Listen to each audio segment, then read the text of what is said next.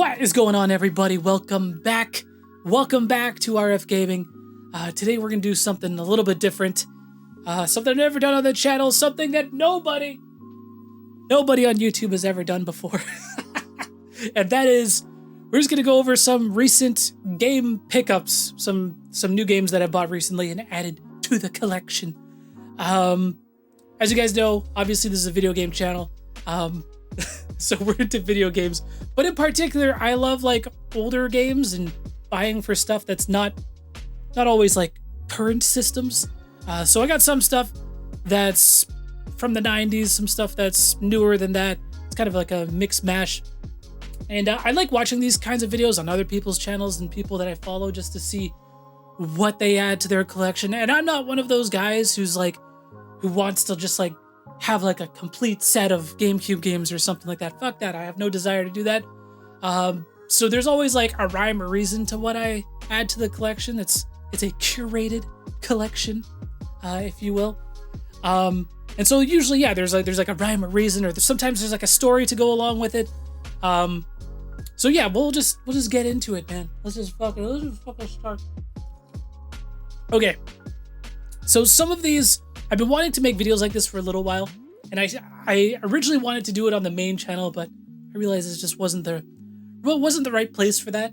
So some of these I've been stockpiling for a little while. I have like a bunch of things that I've been adding, especially recently, man. Ever since like quarantine and stuff, like everyone's like rediscovered their hobbies because everyone's just stuck at home. You know what I mean? So I've been big into kind of collecting older games, and you know that's like why Pokemon cards have gotten crazy recently. It's because people have all this free time on their hands and rediscovering hobbies and things they like to collect. And for me, my vice is older video games.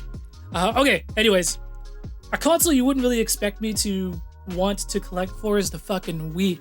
The Wii is dope as hell, and this is Sin and Punishment Star Successor. And this game fucks, dude. This game is actually really, really cool. It's like an on-rails shooter, and the very first Sin and Punishment game was like a Japanese-only N64 game, and then they made a Wii sequel, or it might be a prequel or something like that. But I popped in it a little bit to check it out, and it's really, really dope. So if I'm not too lazy, maybe I'll cut some footage in.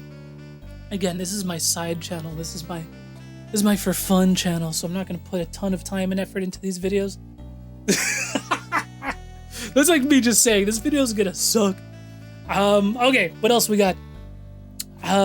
Yes, okay, so again, we got a mix of like new stuff and current stuff here. What? New stuff and current stuff? Current stuff and older stuff. This is PS5, Spider-Man, Miles Morales. And I loved Spider-Man for the PS4. I haven't even played this yet. When the PS5 came out and I got my PS5, it was all about Demon Souls. And then it was all about playing PS4 games at a better resolution and frame rate and shit. I haven't actually played that many like true proper PS5 games other than Demon Souls. And Spider-Man was definitely on the list, and it's taken me a long time to get around to it. But the main reason, this is the one that comes with Spider-Man Remastered, which is like the more expensive one. And the reason why I wanted to get that one is because my girlfriend has never played Spider-Man, so she's playing the remastered version, so I just got that one. And yeah, they like totally like, they went back and changed so much from Spider-Man Remastered. It's kind of fucking crazy watching her play. Just the fact that they changed Peter Parker too, it's nuts. But yeah, I'm excited to play Miles Morales. Here's a random one. I guess these are all probably random as shit, if you really think about it. GameCube is one of my favorite consoles of all time, and I've been really working hard. I did that stupid thing as a kid. I feel like everybody did, like, a lot of like people who are into games and been gaming their whole life have had a similar experience where they were stupid, and when they were younger, they sold all. I'm getting distracted because I'm getting a phone call. Who is this? Not answering. But yeah, I sold a bunch of my GameCube games when I was younger, and now GameCube games are getting crazy expensive. But this is not one of the crazy expensive ones, but it's 1080 snowboarding. Okay, 1080 Avalanche. This is a game that like nobody talks about. but I had this game when I was younger, so that's why I kind of have a soft spot for it. And again, like, it's a Nintendo published game, but it's one with very little fanfare. But it's cool because it's got like all of the Wave Race characters and stuff. If you're into Wave Race and 1080, I think they're fun games. They're not like the GameCube's got so many fucking gems on it. 1080 is probably one of like the mid-level kind of titles on the console, but it's a good one. It's a fun one. It's one I'm nostalgic for, just because again I had it when I was younger, and I fucking sold it like a dumbass. Again, ever since quarantine started, I like added a bunch of things to the collection. And I've let them stockpile. I'm not even gonna get through them all in this video. I'm gonna try to spread them out a little bit. But this one's interesting, okay? Obviously Resident Evil is like my favorite series of all time. And I wanted to collect all of the Resident Evil light gun games, which there's actually more of them than I realized. So I picked up, this game's actually getting a little bit expensive, not crazy expensive, but Resident Evil Survivor. The funny thing is about this game, this is the North American version, Resident Evil Survivor. This is not a light gun game. And I thought it fucking was. So there's actually a story behind this. So I looked up like footage of this game on YouTube. I'm just like, I've never played this. I want to get all the light gun games because I both love light gun games and I love Resident Evil. This just seems like it makes sense, right? But the North American version, Resident Evil Survivor, it originally was intended to be a light gun game. It got the light gun functionality cut from the game because this was released around the time of Columbine. And so they took the light gun functionality out. And so I discovered that after I popped in the game, and I'm just like, why is my light gun not working? God damn it. But, again, the North American version doesn't have the light gun functionality. However, I do have a Japanese PS2, and obviously I can play PS1 games on it. So I picked up the Japanese version of Biohazard Gun Survivor, and this one fully has the light gun functionality. So yes, I bought this game fucking twice. The North American version and the Japanese version. Funny thing is, this is the light gun version, technically the superior version, and it was way cheaper. But of course, the problem is it's like, I find with a lot of Japanese games, is they're both in English and very much in Japanese. Like, all of the cutscenes and a lot of the dialogue is all in English. And then if you get into like the nitty-gritty menus and stuff, they're all in Japanese. So I don't know how I'm gonna play this. I really want to play it with the light gun, but also I want to understand what the fuck I'm doing. So I'm kind of at like a crossroads. I'm just like, what do I do with this? Because I wanted to record it on the channel.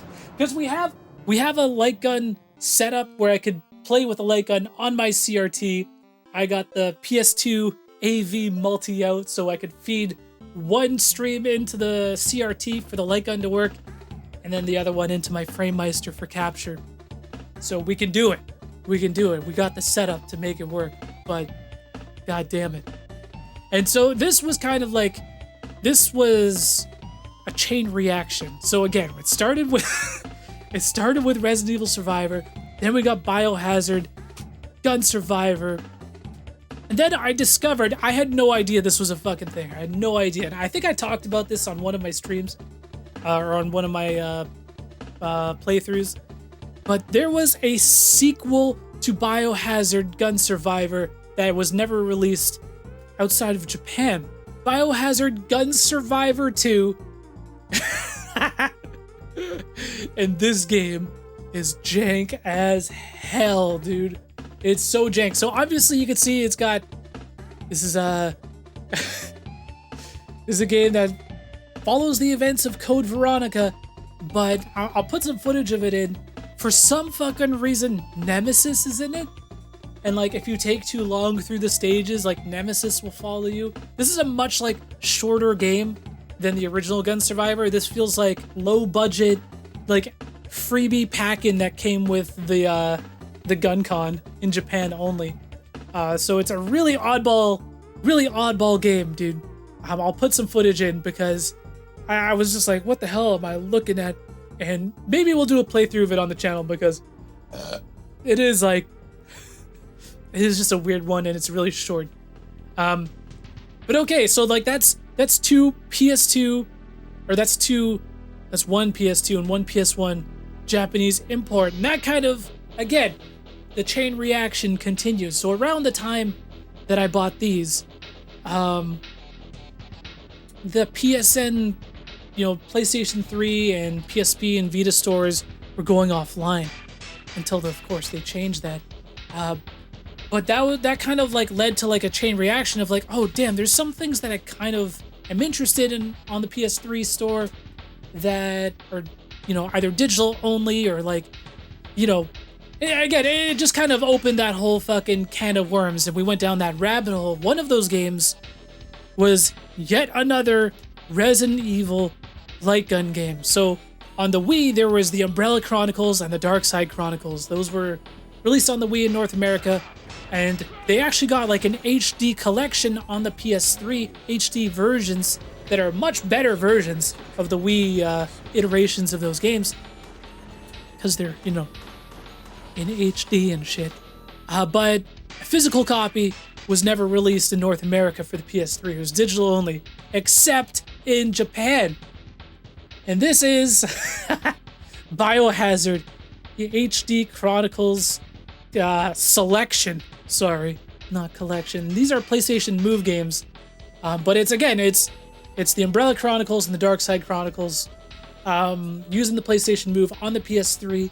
And PS3 is a great console to buy imports for because it's region free. You can get European, Japanese, whatever games, and they'll all work on any console. It's awesome. And these are games like I was complaining about playing Gun Survivor on PS1 and not knowing what the hell is happening. This is a fucking light gun game on rails shooter. Doesn't matter if it's in Japanese. And it's all in English anyways. If you like watch like the cutscenes and stuff like that, totally playable. It's no problem. So it's cool to have that as a hard copy. But again, PS3 store still online for the time being. But okay, so after I got those, again, PSN was going down. I'm already looking at Japanese imports. So it was just kind of like a rabbit hole that we went down. And there was another PS3 digital only game here in North America that got a physical release in other territories that I wanted. And that was Siren the Blood Curse, which is called Siren New Translation to it. I actually kind of fucked up buying this because I think there's actually like two versions of Siren.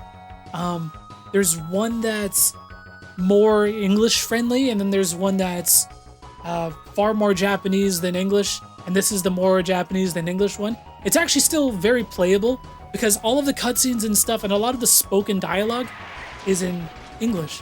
So you're not really gonna miss a lot of that stuff, like the story and what's going on. But some of the menus and like the button prompts, they're all in Japanese. So I think you could probably get by, but it is still cool to have it. I just, I screwed up and I bought the wrong copy, but whatever. Okay, so I tweeted about a Super Nintendo lot that I bought a little while ago. And I got them in the mail recently. Took a little while to get here because it was in a larger package. Because they were really well wrapped. The seller did a good job. But these are all loose carts. I know, blasphemous to some, but I'm not a hardcore collector. I'm pretty casual when it comes to this shit. And they were all games that I both wanted and didn't have. So there was no duplicates, and it's like every one of these games is like a worthy game to add to my Super Nintendo collection. So first up, Final Fantasy Mystic Quest. These are all like really good condition carts. Again, I'm not a hardcore collector. I don't have all of the... I don't care about... Here's the thing, when it comes to like carts and stuff like this, or like box copies or whatever, if it came in a cardboard box, I don't give a fuck. I'm not gonna concern myself with the condition of 30-year-old cardboard. It's not happening. I don't care. I'll never buy like a loose disc or something like that. But if it came in a cardboard box, I'm buying a loose cartridge. I don't care. Okay, that's my policy. Everyone will have a different opinion. Next, Final Fantasy 2. Okay, then we got Ys. Wanderer from Ys. I've never played an Ys game in my life. Ys 3. Which are apparently, it's a really good game. It's like a side-scroller RPG, this one. And we got Illusion of Gaia. You can see that these are primarily all RPGs. And so those are the 4, and then they came with 2 more, and these are the 2 that I really wanted. These are the 2 ones that I mainly wanted. That's Final Fantasy 3, aka Final Fantasy 6, which is, everyone's got like something that they hate to admit about, you know, everyone's got like a blind spot. It's impossible to fucking play everything, right? And what I'm not happy to admit is I've never played Final Fantasy 6. Even though so many people say it's like the best one, the best Final Fantasy. So I really wanted to get this one, and I've wanted it for a really long time, and the prices have kind of like continued to rise, and then I found this lot, and it just happened to have FF6, so I definitely jumped in it. I paid like 150 Canadian for this whole lot, which is pretty damn good, considering that this game alone goes for at least 100 Canadian, so my Canadian rupees. And then finally, another game that I've really been wanting to add for a long time, and that is Zombies Ate My Neighbors. This game is fun as hell, dude. Hold on. Yes! It's a Konami game, dude, but it's like a top-down, like, zombie shooter. LucasArts. And the cool thing is, too, is this game is actually, it's getting a re-release on Switch and, like, PS4 very soon. It's, like, coming out soon. And then there's, like, 2. There's Zombies Ate My Neighbors, and there's Ghoul Patrol, Ghoul Patrol is, like, super rare. It was, like, a very late Super Nintendo game that had a very limited run. But Zombies Ate My Neighbors, in my opinion, is a better game anyways. We've actually played this on a stream, like, a long time ago. It's a really fun, like, couch co-op game as well. It's like horror themed, but it's like, you know, family friendly horror, which I'm still down for. You know, like, horror is like my favorite genre, both for like games and movies. One of the very few horror themed Super Nintendo games, and it's freaking awesome. But yeah, anyways, that's pretty much it. I got a lot more. I got like a stack of things, but we'll spread these out and we'll make some more videos. Let me know what you guys thought about this, if you guys want to see more. And yeah, thanks so much for sticking around, guys. Thanks for watching. Have a good one. Peace.